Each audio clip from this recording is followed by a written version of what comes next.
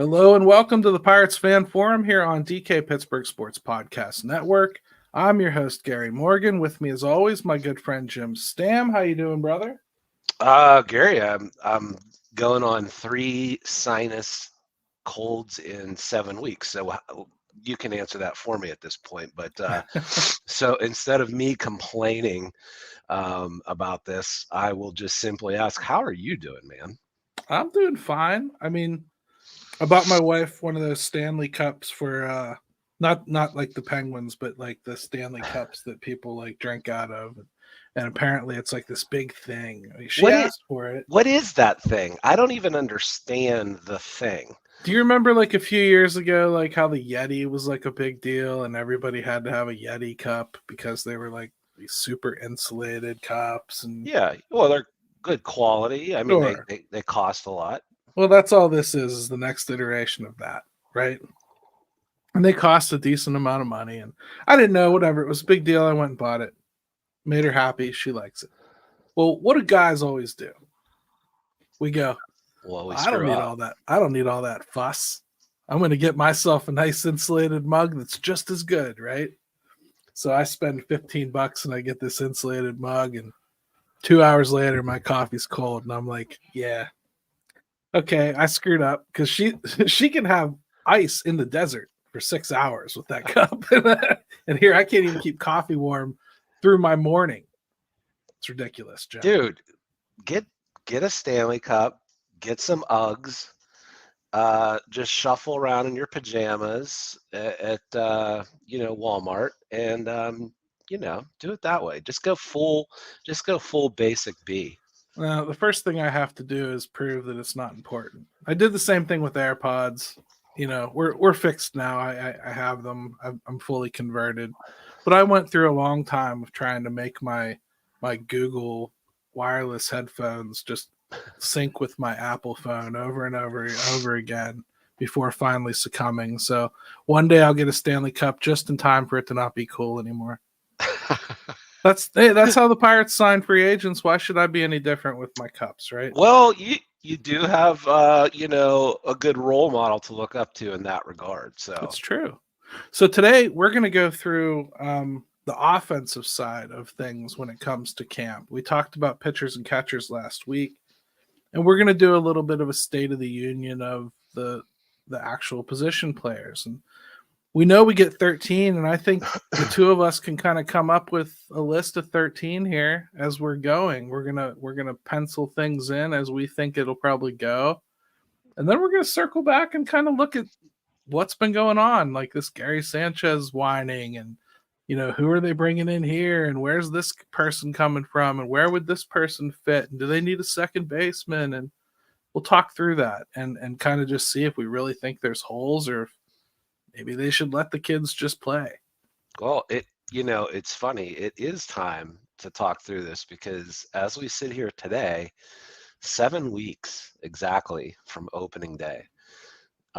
So it is rapidly approaching, and they need to figure some things out on the acquisition side and internally. So. And let's see. Ryan Lytle says, "Hey Gary, Jim, happy Thursday. How you doing, Ryan?" Let's see. Ethan says John Gray or Kyle Freeland in a trade along with the no longer needed former starting center fielders. Okay. Yeah, that's interesting, Ethan. Yeah. And the thing is, who in the world knows exactly what the Colorado Rockies are doing at any given point?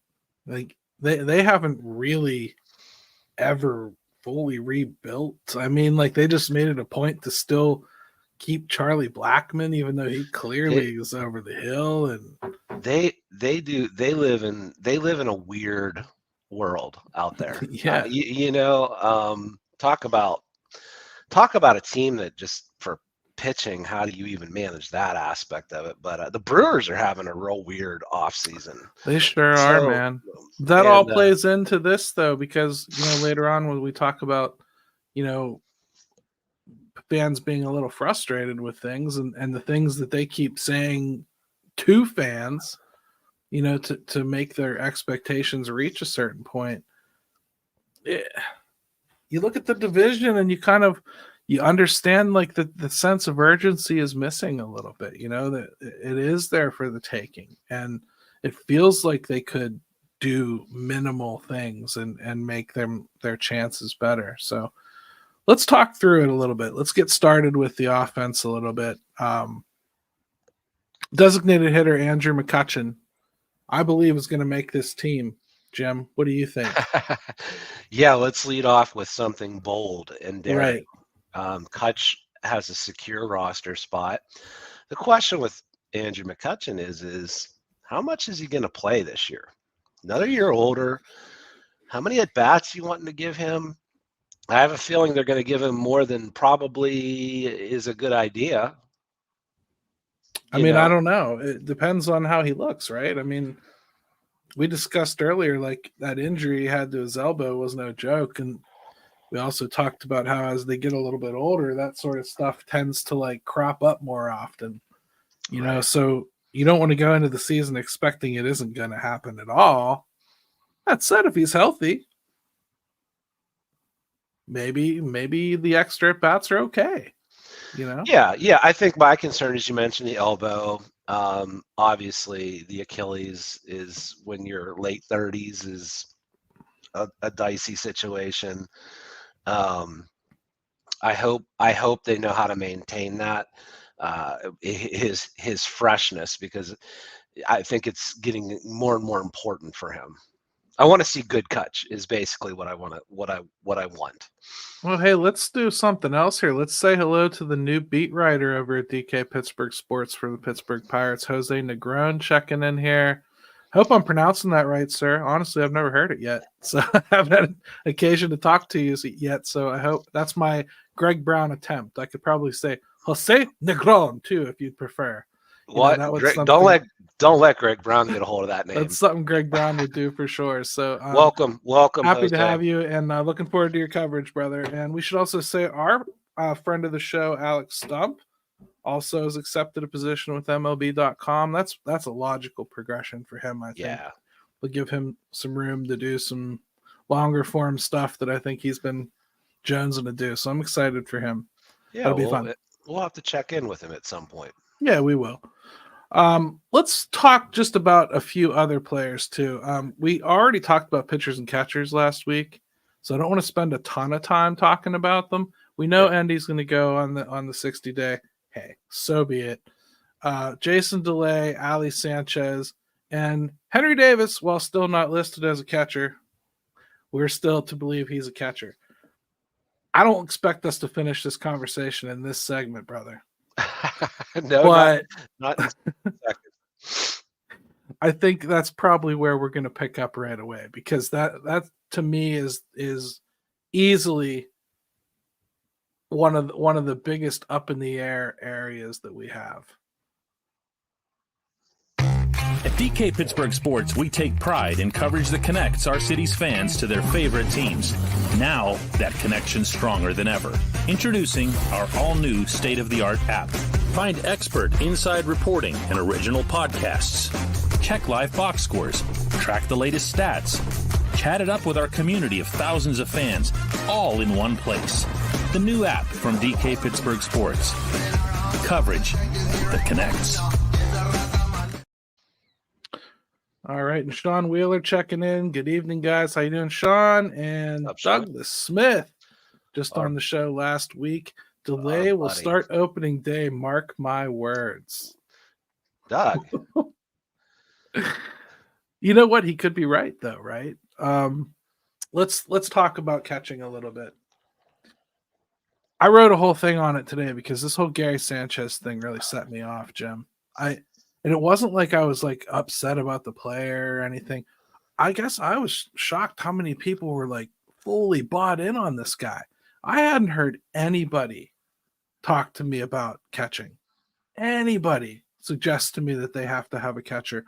I do that Q&A every week. I get sometimes 25, 30 questions a week on that thing, right? Right. I haven't had one person suggest to me Gary Sanchez. The only catcher that I've had anyone suggest to me was Jacob Stallings. Okay.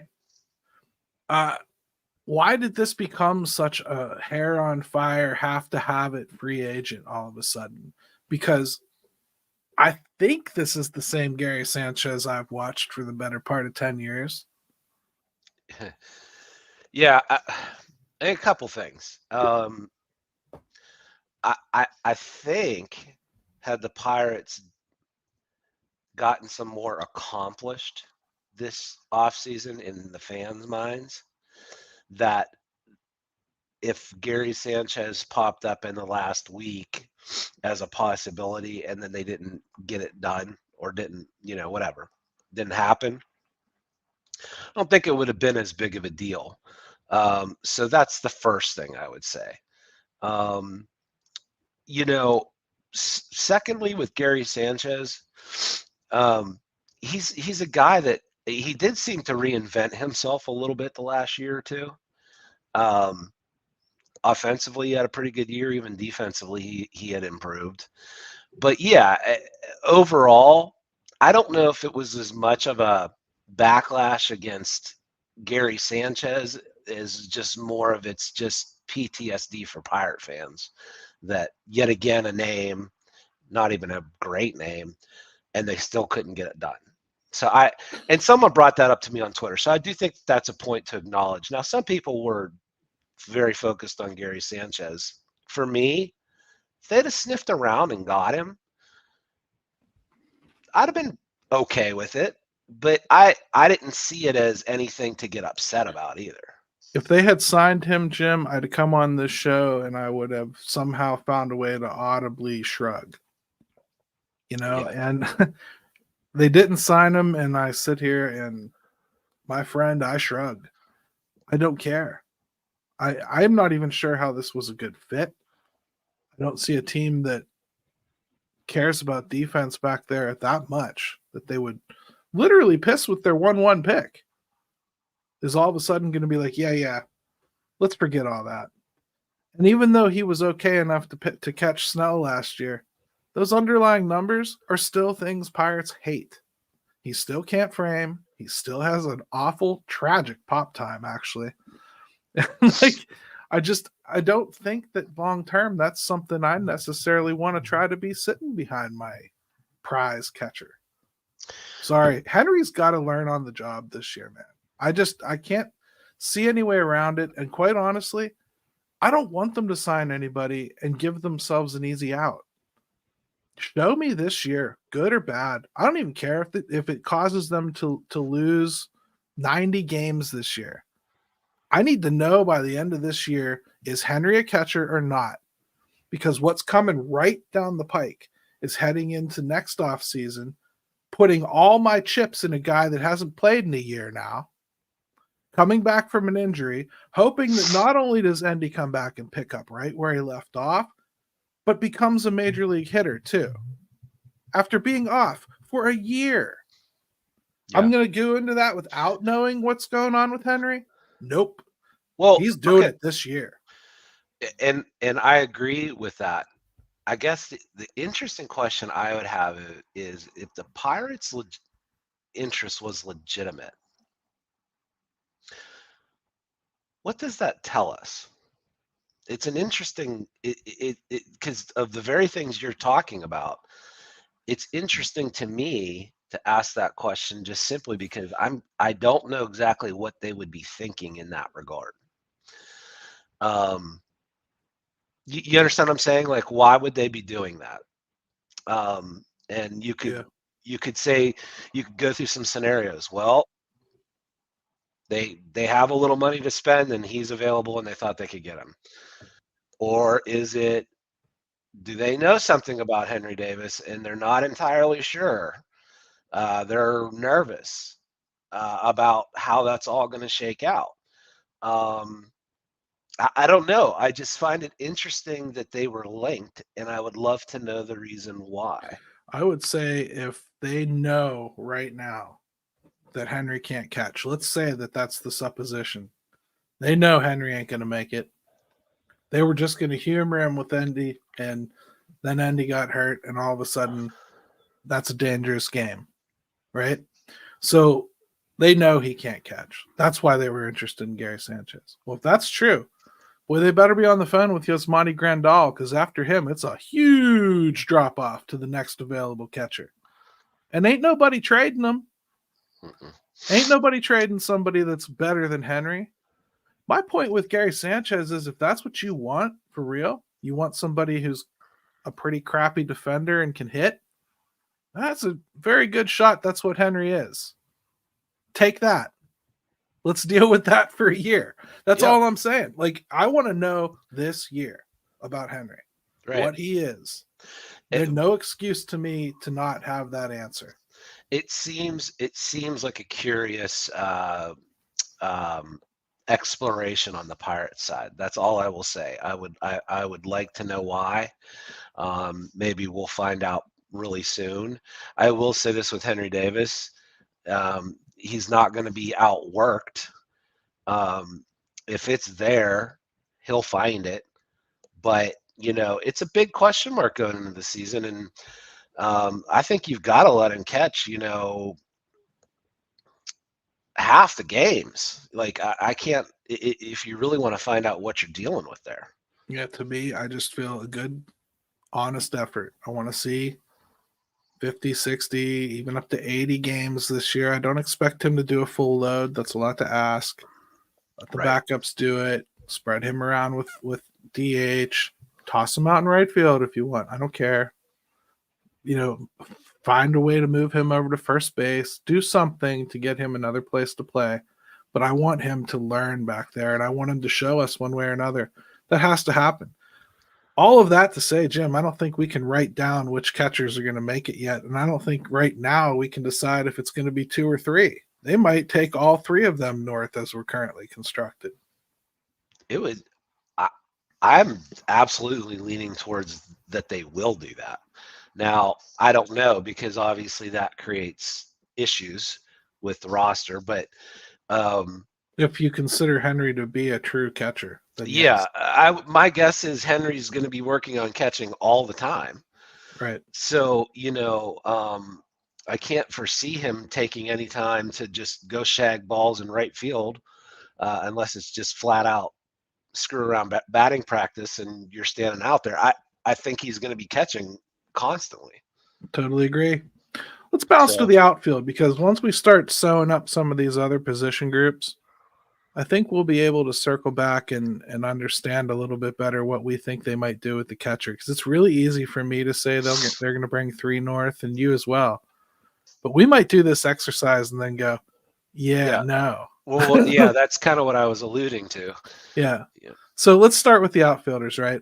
I'm going to pretend Henry Davis isn't in it. Connor Joe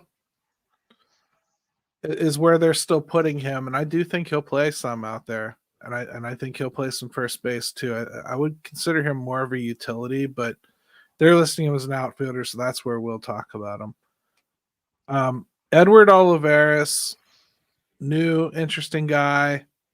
I don't think we 100% know what to expect from him. Josh Palacios is coming back. Same kind of deal there. I don't know if maybe he's added a little bit of something over the offseason.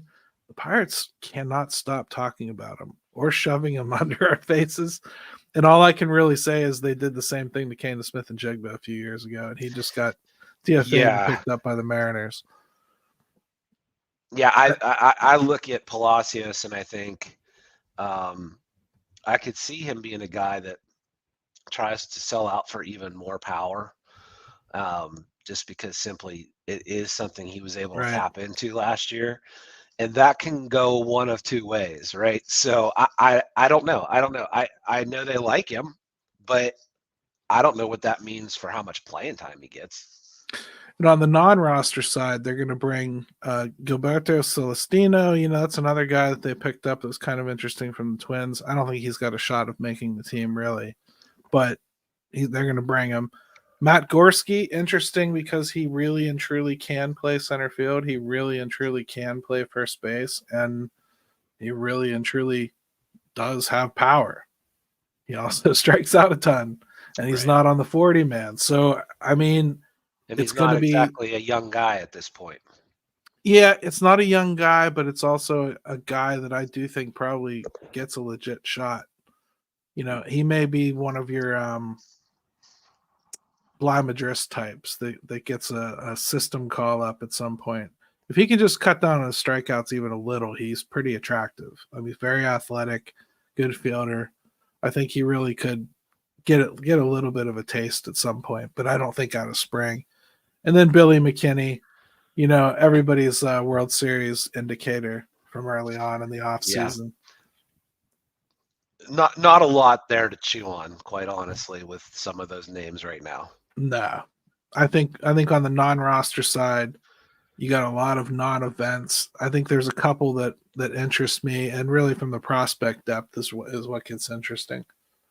So the outfield, the only things I think that we can 100% say yes right now is Brian Reynolds and Jack Sawinski, right? Sure. I think we can say with pretty good confidence Connor Joe. But let's hold off because, again, we might change our minds as we walk through this, right? Now confidence in what with Connor Joe? Making the roster. Okay. I didn't know if you meant outfield specific, where you were going with that. So yeah, I just making the team. Okay. And that's another reason I'm kind of leaving him go, because we're going to do the infielders now, and I think that'll kind of, shine a little bit of a light on how deep this logjam really is. Yeah. I will say I'd be shocked if Connor Joe, if he wasn't going to make the team, that he would be. I'll be shocked. I really would. I agree. And Wilbert Matthews here says he is on Team Connor. So there you go. And who knows? Maybe he's a trade guy. He could be. He could be. He really could be, in all sincerity. Let's do the infield here. And I know we're kind of like not marking guys down immediately unless we know for sure. But let's start with the ones that I think we know for sure, right? Okay. Rowdy. My buddy. Yeah, he's going to make it. O'Neal Cruz. I think he's got a spot on this team. Maybe. Key, right? Yep. And then after that, I think you kind of get to somebody's got to win stuff, right? You got Jared Triolo, Alika Williams, Leover Peguero, Nick Gonzalez, and Xiangxie Sheng and Ji-Wan Bei. Now, I don't think any of them are a lock to make this roster. I really don't. Although one of them has to. Probably two of them has to. Right. So we're probably going to have to think about that in segment 3, Jim. Which one of those infielders are going to win that out? If I had to pick right now, I think I would start with Peguero. I think he's my leader in the clubhouse for second base. And then Jared Triolo, because I think they have to have him for backing up third base and his ability to back up first base and second base as well. But part of Hayes hitting last year is going to have an effect on this roster, because I think they're going to have to get him more rest to manage that back. That problem's never going to fully go away. So I think Jared Triolo, you can expect to be probably playing third base once, twice a week, just to keep Hayes fresh.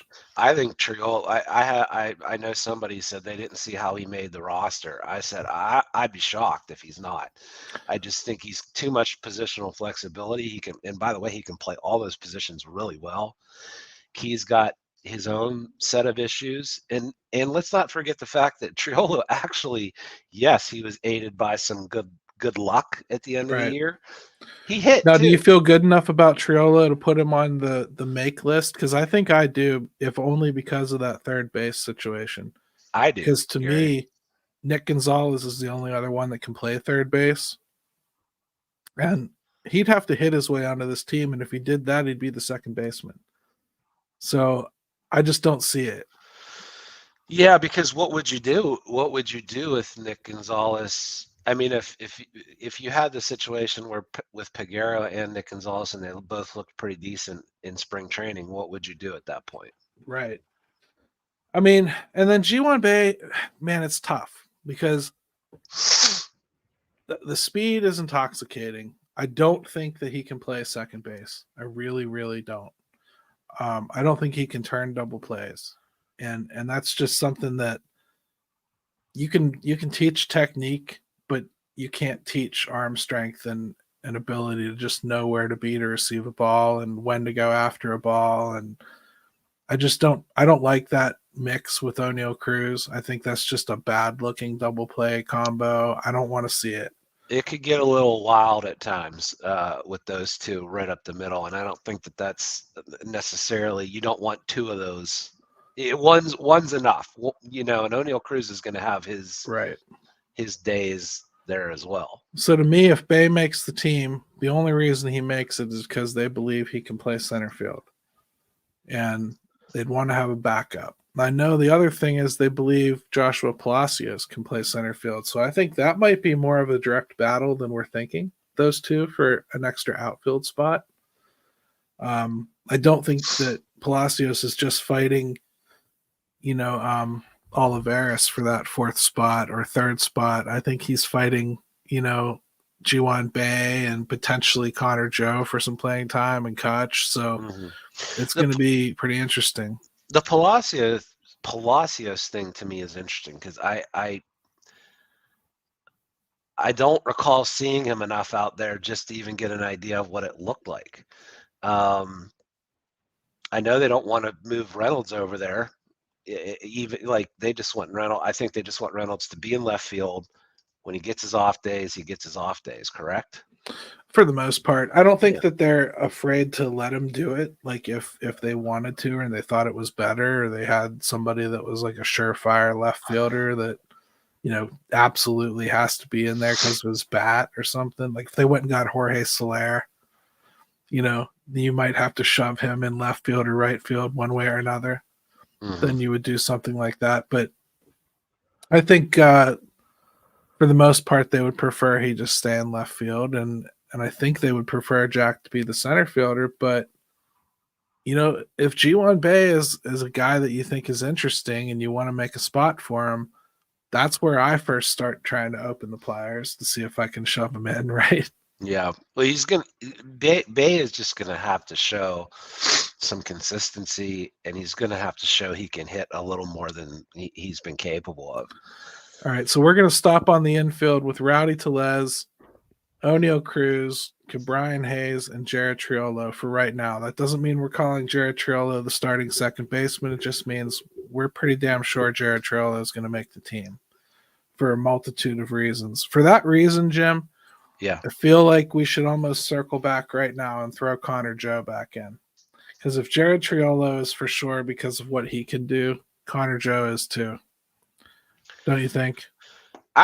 I do. I mean, I think they're both too versatile types of guys. Someone's going to have to absolutely force one of those two guys off the roster. In my mind, neither are perfect players, but I can't imagine a roster where those two guys aren't on it as we sit here today.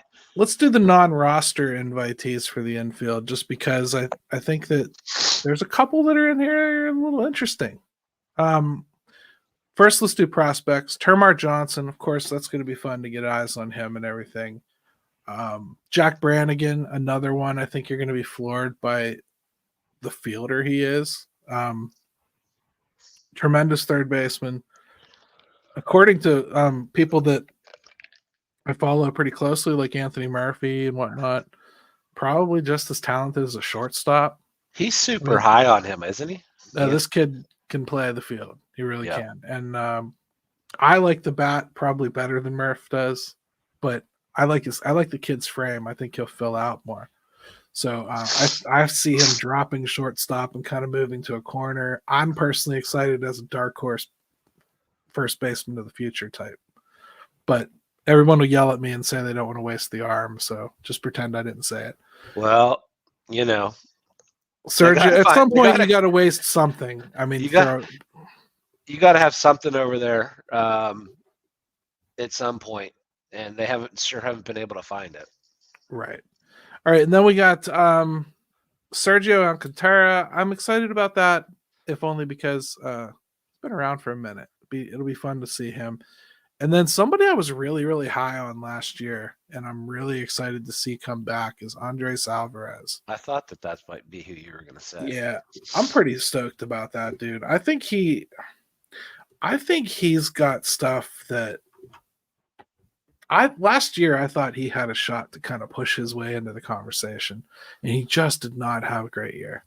So Right. I really, really want to see him kind of push back a little bit. I don't think he's a threat to make this team, but I'm excited. No. I'm excited to see him mentioned in this group and get an opportunity. Yeah, I don't think there's any. I think he could hit 430 in spring training, and he might, because he might only get one game. And then the other two are, the bigger names here that we have to bring up. Jake Lamb. It's a swing. It swings here. It's not going to add up to anything. He's probably going to hit some bombs into the spring training wind. People are going to get excited, but he's not going to make this team, most likely. I just can't see a spot for that. Then again, Rowdy Tellez could show up and pull his hamstring, and you're going to start the season with Jake Lamb. Yeah, Jake Lamb. I mean, he's pushing 35 now, I think. Hasn't looked good in a hot minute, as the kids would say. I mean, he's not good. Yeah. Let's just be honest. He's not good. Right. But he's a guy that he can hit some home runs. He can field the position. I like him as depth the same way I like having Seth Beer as depth. It's depth they haven't had in the past. It's nice to have that sort of player in the minors just sitting there in case you do have some kind of an emergency. And you don't really care if they end up coming up for 15 days and getting DFA'd. It doesn't matter. No, what would be hilarious is if Jake Lamb hits, like you said, 10 spring training home runs, and 8 of them are wind-borne. Right. How fans digest that, and how much screaming we hear for Jake Lamb. Well, you know how they'll digest it. One more that I think is probably the most interesting of all the non-roster invitees as far as having an opportunity to win a job. And you might laugh at this one, but Joe Perez. Joe Perez, man, he was successful last year in the minors. And it was just a kind of a nothing acquisition too. Picked him up for, couldn't crack the roster with the Rangers. I like what he had to do last year. He's a little bit old. He got some power. He's got some contact to him. He can play a lot of different positions, including, a scary one there. Joe Perez has a chance to come in and impress and maybe win. And Houston is what I meant, not Texas. Sorry. Yeah, I was going to say I didn't think he had played for anybody else but that organization. Or wait, was he with somebody before? Has he been with Houston the whole time? Yeah. Okay. But that was a pretty decent pickup last year, and he really did impress. So I think he's an interesting one that I wouldn't mind seeing. Yeah, I'm looking at his minor league stats. He's not bad. I'm just saying I wouldn't be floored if he came in and took a job. I mean, we talk about some of this stuff being in flux, and there's no reason why he can't come in and impress enough to take first base if that's what he comes in hitting and raking. So what? Let him have the platoon and start with Triolo in the minors then, if that's what you got to do, or start with Connor Joe in the minors, or Olivares maybe. Yeah, you got to do what you got to do to get players that you think are worth a damn. So what did we come up with here? We have so far Andrew McCutchen, Brian Reynolds, Jack Sawinski, Rowdy Tellez, O'Neal Cruz, Brian Hayes, Jared Triolo, and Connor Joe. That's 1, 2, 3, 4, 5, 6, 7, 8 of our 13. So we have some work to do, Jim. We should probably take a break and come back and do that work. At DK Pittsburgh Sports, we take pride in coverage that connects our city's fans to their favorite teams. Now, that connection's stronger than ever. Introducing our all-new state-of-the-art app. Find expert inside reporting and original podcasts. Check live box scores. Track the latest stats. Chat it up with our community of thousands of fans, all in one place. The new app from DK Pittsburgh Sports. Coverage that connects. All right, we're back to the Pirates Fan Forum here on DK Pittsburgh Sports Podcast Network. Make sure you hit that subscribe button down there. We really, really want to try to get the channel numbers up for this thing, and like it and give us a comment and share it with your friends. And takes 2 seconds. it does. It takes 2 seconds. It's not asking a lot. It's easy to do. It's a bad pop time. Right. So we're sitting at 8, Jim. We got, I figure, 5 more. Yeah. It's the first one's going to be really easy. Catcher. Regardless of what we're calling Henry, is he making this team? Like, obviously, he's got his full complement of options. Is he a lock to make this team? 100%? Yeah. I think it would have to be a disaster for it not to, right? Unless he was hurt, which with Henry, you never know. But I can't see that. Even if he has a bad spring, I don't think it means that they're going to worry about it. I totally agree. Let's toss in Jason DeLay just because we need a catcher, and we can always swap in the other one if we decide we're only going to keep 2. Okay. So that's 10. Right. Now we definitely need backup 1, infielders, right? We kept Jared Triolo. Yeah. So we're going to keep Leover Piguero, I would think, right? I mean, I would hope. I hope he doesn't leave it to be a question mark. I think he's such a big key to them this year. I would agree. All right, so that's 11. Yeah. 2 more. You'd think that they're going to want to keep at least 1 more outfielder. We only have 2, formally speaking, Brian Reynolds and Jack Sawinski.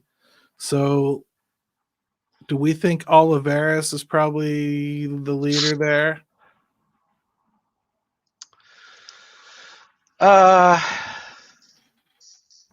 Yeah, probably. Yeah,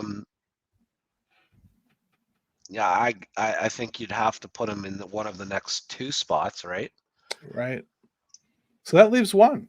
And I think that 1 is really, what do you want to do with Ji-Hwan Bae?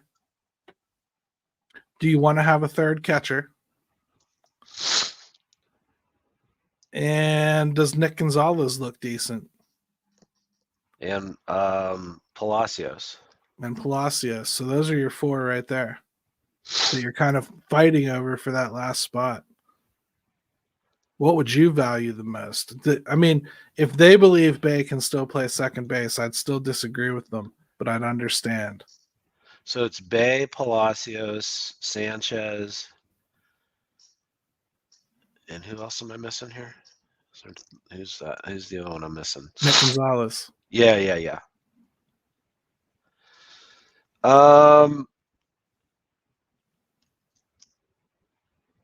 I feel like if Nick or Leover can't start at second base, one of them's going to start in AAA. Well, I think you're going to want them to get the at-bats, right? I was just going to say, either one of those, you don't just sit on the bench. If you've got any hopes for them still, you want them back down trying to work on things, regain. If I had to guess right now. So, yeah, I would say with Piguero and Nick G, it's just one or the other. That's what I would think too. So I take him off the list. That makes it 3. Joshua Palacios, he had a decent run with the team last year. Do you maybe just start the season with him because he's familiar and you kind of know what you're going to get from him, and let's see if he's going to come back looking any better or improved even. You kind of make a call sometime middle of the season. If he's not impressive, just move on from him. I'm just trying to see how they would do the outfield situation. You'd have Connor Joe for some outfield. Let's see. Brian Reynolds, Jack Sawinski, Olivares. And Olivares, right? Yeah,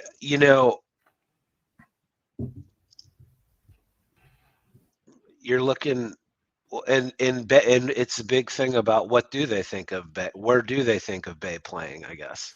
Yep. Are you looking at him as a second baseman? Is that what it comes down to, you, Bay and Palacios, then?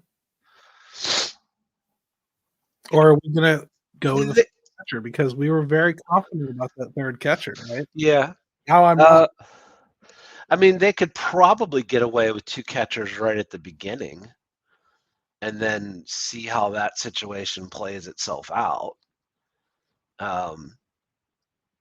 Maybe that's a way to do it where then you're not forced into making a decision if you wanted to keep, both Bay and Palacios. Yeah, it's a tough call. Bay and Palacios are kind of the same type of player to me. Probably a guy that's trying to hit for power that shouldn't be. Yeah. I mean, I would hope that Bay goes back toward more of what I think he could be, but Palacios has that edge right now, though, that he was just so good in one specific area. That's where I'm going to lean. Let's call it a day right there. Here's our 13 that we think are going north right now before they make any more moves. Andrew McCutchen, Brian Reynolds, Jack Sawinski, Rowdy Tellez, O'Neal Cruz, Brian Hayes, Jared Triolo, Connor Joe, Henry Davis, Jason DeLay, Leover Peguero, Edward Olivares, and Joshua Palacios. Now, interesting with that is with Sanchez, what's his deal contractually? Are they able to just? You mean could they just jettison him to the minors? I think he was a two-way signing. That's what I'm trying to think of. Is do they have any room with him on that? I know DeLay would have to be DFA'd. Yeah, that's. I know Ollie Sanchez was a major league signing actually, so they would have to do something there. He might have options. Yeah, I'll have to look into that because that's a big thing too. I'm not even 100% sure that I care. Well, I'm just saying it makes that situation easier to do at the beginning of the year if they sure, and you wouldn't want to lose your depth because Carter Benz isn't really awe-inspiring as far as depth goes at the catching position. So it's not like you're looking to jettison anybody from the team that could help, right? Right. Well, and Ali Sanchez did some interesting things. The guy can hit some homers. Showed some power. It'll be cool to go back and see how wrong we were with this, or right. It always is. That's the fun part of it all the time. Yeah. I mean, for what it's worth, Fangraphs has Ali Sanchez starting in AAA. So, I mean, I could see that as well. Apparently that means he's okay. He doesn't have any options, though, so I'm guessing it's a two-way contract. But regardless, that's the setup I think we're looking at. That's a pretty decent setup as far as what we were looking at. Where's the room to really add then, Jim? I mean, I think Rowdy Tellez is not as good a first baseman as we wanted them to go out and sign on paper, but is he somebody that you can really upgrade that position without upturning the apple cart a little bit? Because somebody would lose a spot and it wouldn't be him. I think you'd probably be losing Connor Joe or Jared Triolo to upgrade for your counterpoint at first base, right? Yeah, I mean, I guess it would be interesting if Rowdy just looked like absolute garbage all spring. They're probably still keeping him though, right? I don't know. $3 million isn't what $3 million used to be. You know what I mean? I agree with that. I'm just saying, just simply because of their options, they might just feel they have to let it play out a little bit more than that. I mean, we literally were just talking about Joe Perez, right? There's a good chance in my mind that Joe Perez looks better than Rowdy Tellez in spring training. Right. And I think you're already going to kind of feel, oh man, that might be a missed opportunity there that he's going to go back down. So I'm not entirely convinced that like they'll get through the spring thinking they're right and like just eat it anyway. But if Rowdy Tellez is healthy, I think he's going to take just as much advantage of the spring air as everyone else does. And he's going to rope some balls out of that ballpark down Yeah, there. yeah.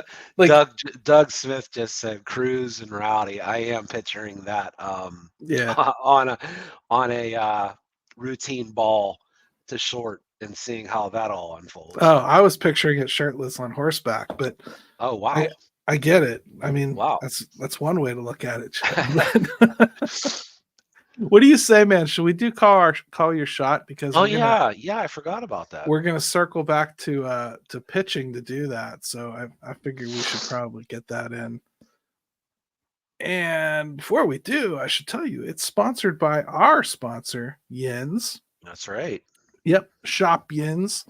Head on over to Shop Yins and you can get some of our stuff with our ugly mug on it, or you can get some of the cool stuff they got with one logo to represent Pittsburgh sports all year round. It's one cool logo that kind of represents the Pirates, Steelers, and Penguins. It fits together real nice. It's a color.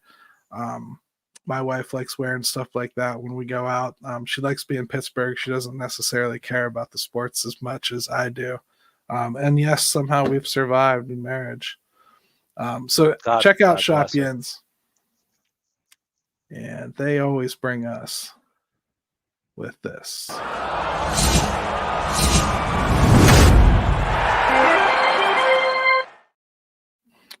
All right, and this week, Call Your Shot comes from our buddy Pirates Queen Banshee. That's a good one. How likely is it the Pirates are going to watch for starting pitchers cut from other teams during spring training and pick them up for a one-year deal? Very. I have to go a certain way for that, right? I would have to say they're already bringing in a lot of those guys right now. Even like this Honeycutt guy they just signed. That's like a $1 million lottery ticket to a guy that's going to sit down there. Basically, hopefully you don't need him. Maybe he shines and you bring him up. I think it's possible that they will do something like that, but I don't think that it's nearly as possible as it has been in past seasons. Yeah, they'll watch and they'll be looking. I think it's much. I keep going back to the trade scenario as we get closer and closer, but the more some of these guys, and I know she's talking about pitching, I'm just saying the more some of these guys are hanging around free agency wise, maybe there's a crack there too. I don't know. I don't know how it's weird. We've still got some guys out there that you would think would be signed by now. Yeah, that's what I was going to say. The market's strange right now. I think there's a lot of teams that are kind of forced into this weird situation with a lot of prospects right now that maybe we didn't really take into account. I wrote about this a little bit not very long ago. Wilbert Matthews says Lorenz, and of course, yeah, I'm still on that too. But yeah, that would be a good one. I think the situation that we're in is we're still paying for COVID. We really are. And prospects are paying for COVID. And it's pushed everything into this like congested area where you haven't seen as much of prospect as you want to make a decision. And a lot of people have been forced to protect people that they probably didn't really want to protect yet. And so they've been on their 40-man for a couple of years and they want to get something out of them. They don't want to just jettison them off. And you see a lot of these trades that are going around. A lot of what the Braves did was trying to just get rid of 40-man problems. People that they were going to have to make a decision on. They just were pushing them off on other teams in these trade packages. Like, here, you deal with that. You deal with that. The Yankees did it a few years ago to us with Diego Castillo and Rowanzi and Yajure and, that group. Right. I think I was just going to say, I think, too, you've got this. You're starting to see a push, too, around baseball is like where I don't know if you want to call it like a youth movement, but teams aren't as afraid to play younger guys as much as they were. You know Some what I'm saying? teams. Some Well, teams. yeah. I'm saying that you're seeing it more than I think you did in the past. I think a lot of teams are starting to realize that as closely as we monitor when guys start to fall down the other side of the mountain, they haven't been paying enough attention to when guys start actively climbing the mountain. They're realizing they're killing these guys in the minors before they ever get a chance to come up here. Like sometimes you're wasting talent by not bringing guys up here till they're 25, 26 years old, you know? Yeah. So I think we're seeing, you know, a little bit of an effort to do that more. But again, I think it's just exacerbated by COVID. It's really screwed things up. And it's changed the perception of when guys should make it and how quickly they should move through a system and all this stuff. It's not something that's going to leave us within the next 3-4 years. I think we'll kind of be dealing with it for a while. We'll be able to point back to it still. Well, and some organizations are more affected by it than others, you know, quite honestly. And the Pirates definitely were in that group, in that category. Sure. Like Douglas Smith says, conservative when they're young, over aggressive when they're older. Yeah. Yeah. I think that's Major League Baseball for years. And I think they're starting to get punched in the mouth for it. Yeah, I think that was where I was going with it. Is you're seeing a little bit of a change in, like, well, no, maybe we can, you know, put the gas pedal down a little bit quicker on some guys. You know, everything goes in cycles, so maybe it'll return to what. But again, those guys are cheaper too. I'd make a Pirates joke here, but literally Henry just got here faster than anyone one has in decades. So they're clearly not holding guys back. Jack Sawinski jumped straight from AA. Solid chance Paul Skeens is going to debut this year. I mean, like they're really not holding guys back at this point. Even Endy took a real downturn offensively last year that kind of kept him from getting caught up earlier. You know, and Henry he proved that he could hit, and they just were like, all right, well, if you're going to hit, then get up here because nobody else is, right? Yeah, no, I mean Henry was. I mean they were at least looking to get the It's funny how it worked out, but they were at least hoping to get the offensive boost. Yeah, just funny as much complaining as we've done about that sort of thing. They've actually not done too much of it. Like at least nothing that I felt was excessive, and for the most part, I think they've kind of proven they were right, like with most of the decisions they've made in regards to calling guys up. I haven't seen them do anything that I felt was way too long in the tooth or anything like that yet.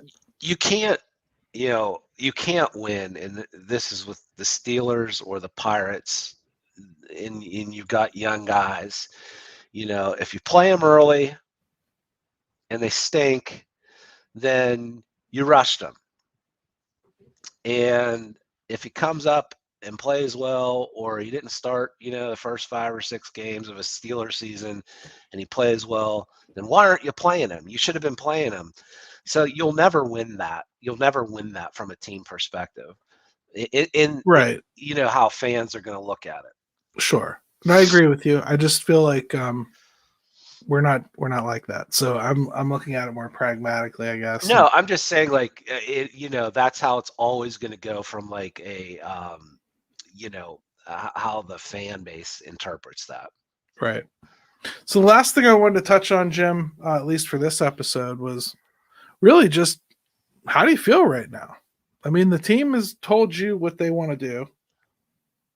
We covered it ad nauseum. We don't feel like they've done enough to meet that threshold, right? Right. So how do you feel? Well, we know what the projections are. Projections are, you know, they're on paper. You still have to go out and play. Sure. You know, we're definitely, the off season is narrowly it's winding down, I think they said certain things that have gotten them in a position where fans were expecting a little bit more. And I think it's reasonable for fans to want more and expect more based on kind of what they were saying. Now, are they full of crap? Yeah, probably to an extent. But then just don't go out and say that. If you're really not going to do anything substantial, and I mean pirate level substantial, then I would say maybe not say it. Unless they disagree that they didn't need to do anything substantial. Well, you know how they framed it this offseason, that I do. They framed it that they were going to try to win a division and make the playoffs and attack free agency. Attack it. Attack free agency as far as like that's probably not the after certain guys or shop in a different aisle, which came from Jason Mackey's brain, not theirs. But attack free agency came from their mouth. All I'm saying is like, there are ways to go about things for a fan base that doesn't trust you anyway. That's probably not one of the words I would use. Yeah. I guess I'm to the point where I don't think they could do anything right or wrong that changes anybody's mind or position on what this team is or will be until they actually do it on the field. I really mean to say this. I think they could go and get Jordan Montgomery tomorrow, and I would not feel this is a division winner. I just think there's too many young kids that have to play for me to predict something like that. Sure, I can't get myself there. I'm never going to agree with them. That said, that's the goal I want them to have. So I hope that they're right. I hope they're right and some of these kids take them there. I think the thing, I think the thing that a lot of fans think of, and, I've had these thoughts too, which is, look, the division's kind of a mess.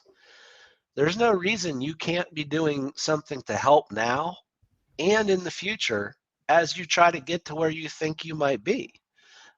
So that is the biggest problem I have is why not look in those areas where you're talking, hey, whether it's a trade and you can get a guy with 3 years of control and do something where like it's a now and future type situation. I think that's all fans are asking for is if the division was stacked. I mean, if we were sitting in the AL East, I would say don't, what's the point? Just completely stay wherever you want to on your timeline. I don't see any reason why you can't try to attack both issues. Right. I don't see a trade out there that I think moves the needle enough. The things I've heard as possible anyway. Dylan Cease, I think, would be a Chris Archer moment almost immediately. I actually would agree with that. I think you could pull off one of the ones from Miami, but it's not great.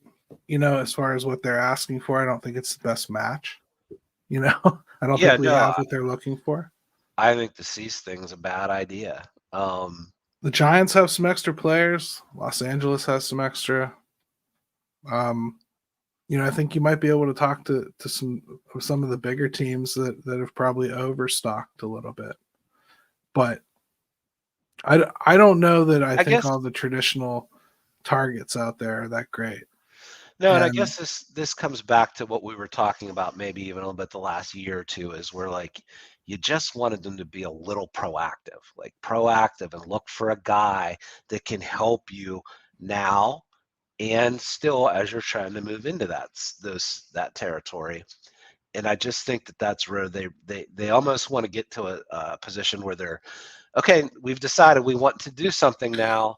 And that's a tough way to go about it whenever they don't have all the resources. And I think a lot of people, and maybe you're not in this camp, but I think a lot of people too I think they've just dismissed some of what they did do. I think like we sit back and look at that roster we just did today, and I'm pretty happy with it.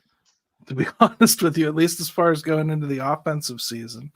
I think it has a good chance to put up some runs. I'm pretty happy with it. And I like some of the youngsters, and I want to move forward with them, and I want to see what they can do. I don't want to fill those up. No, I think my whole thing is like with me is definitely on the starting pitching side. Like, I don't want to sabotage the strength of this team going into this year or next year without having enough innings to cover some things. Right, but you also don't think Marco Gonzalez is going to be good, right? Well, I don't want to count on it. Okay, you know? but you have to at some point. Like when I go buy a freaking car and it's used, and I look at the Carfax, I'm still taking a risk that I'm driving it off the lot and only going to get 6 months out of it. When you make a purchase, you have to believe you're going to get something out of it, right? So they didn't bring in Marco Gonzalez going, oh, geez, I hope he gives us 4 games. Like, it's not like that. They think he's a starter. So if they think that, they think they've got a hole filled. We fans are not considering a slot filled with he and Martin Perez. That's my point. They did something. We just don't like what they did, or we don't think it's enough, and we don't believe there's enough room there for it. I actually like those signings, though. I mean, I'm not. I like them too, but you're not considering them needle movers. You're considering them feed for the hogs. You know, you have to have something for the engine, but they're not really going to move anything. I actually, the 2 guys I think we're referring to are Perez and Gonzalez. What I am saying is like I would prefer something after that, not even necessarily as an insurance policy with them, just as a insurance policy for the other guys. We don't have any clue how that's going to work out at all.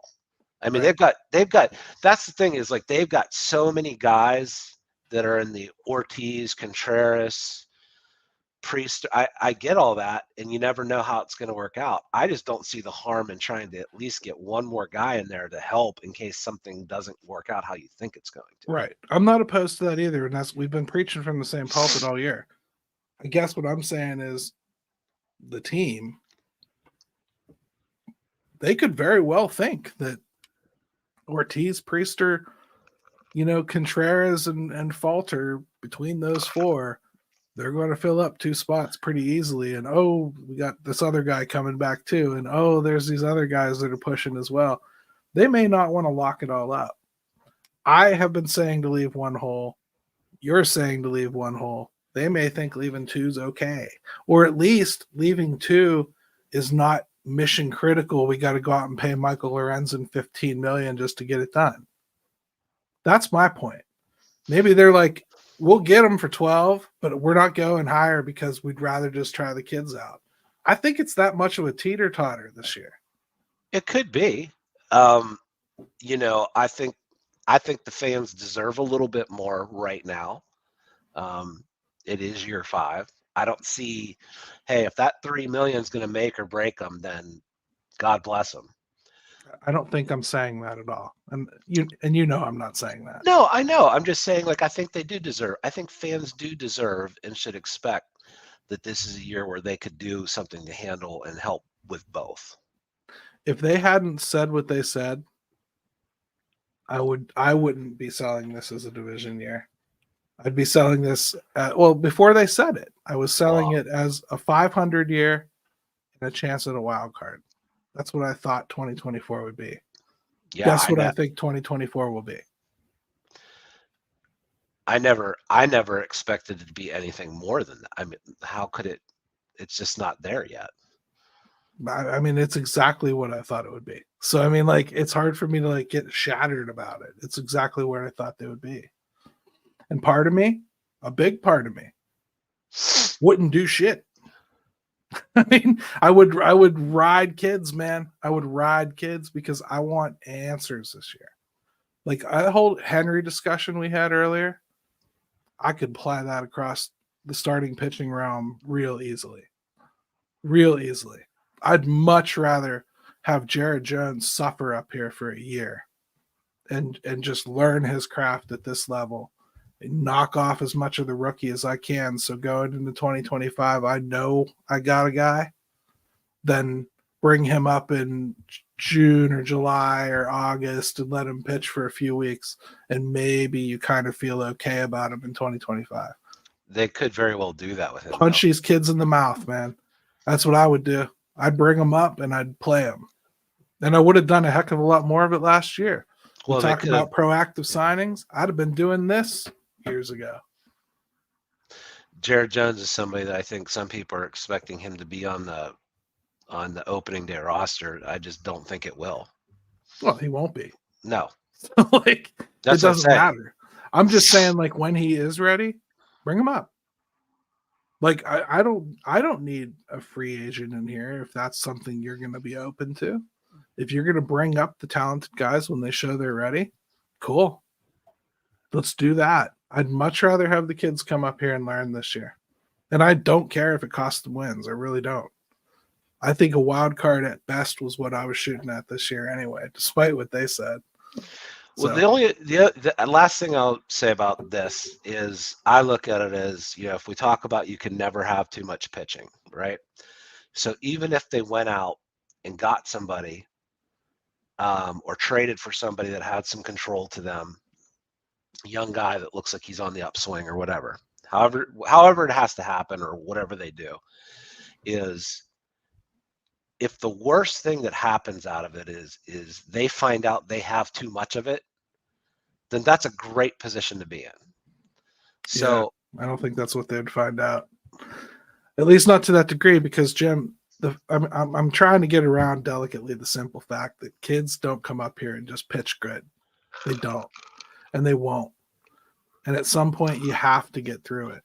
You're either going to get through it this year, or you're going to be trying to get through it next year when you should be even closer to really saying that you want to go after a division, or dare I say, World Series.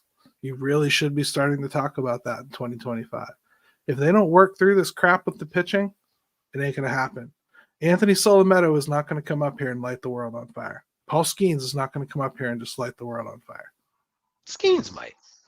Skeens is going to learn some things at the major league level. Oh, yeah, he will. But he could still, I'm not saying he's going to come out of the gate looking like Dwight Gooden.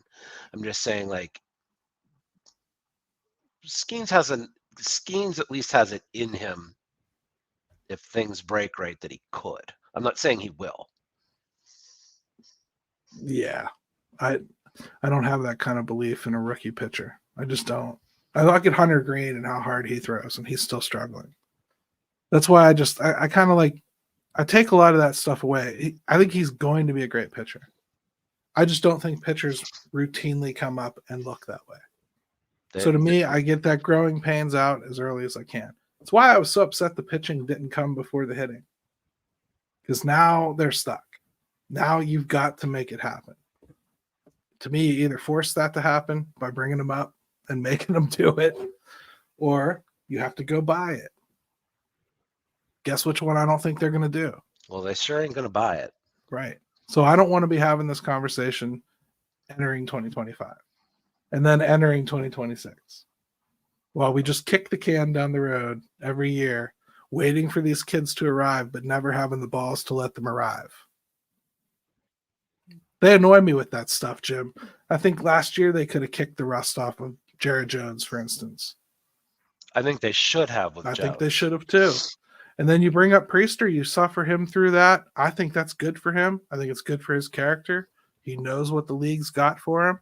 He'll take this offseason and learn, come back stronger. Hopefully Luis Ortiz does that. That's what you got to do, man. You got to suffer. I agree. There's nothing about that I don't agree with. I just Baltimore did too. Their pitching arrived first before all those hitters. Well, they sure got enough hitters. I wish we did. Yeah. Anyways, we should probably end the show. I know. It's cool. No, hey, look, it's good. It's good. There can't. If we're sitting up here all the time and totally agreeing with each other, then we're probably not doing this right. So, Jim, I wanted to disagree with you. I mean, I came out of my way to disagree with you.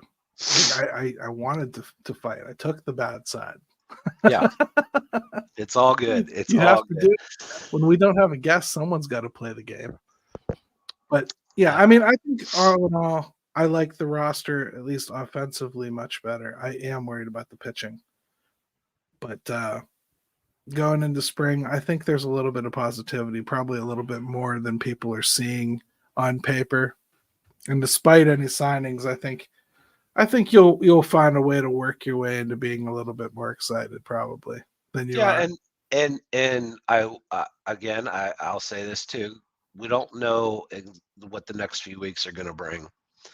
And until they're done with, a potential ad. So we don't know yet. All right. Well, it was a therapeutic talk anyway, Jim. It's been a while since we've gotten together to yell at each other and talk about Stanley Cups and things like that. So, well, I wanted to say one thing today, and this just a side note, but as crappy as I'm feeling today, I am feeling good. My mother just completed her treatment sessions for cancer, and we're now going to obviously have to wait and see how that all shakes out. But Mama Stam, good job, and your son thinks you're the best. And so, yeah, that was some good news today, Gary. That's awesome stuff, Jim. I'm glad to hear that, brother. I wish I had a little bell to ring, but I don't, so I'll just play. She rang it, so we're all good. I'll just play Ben. Let's go, Bucks! Yeah, buddy. Thanks, everybody.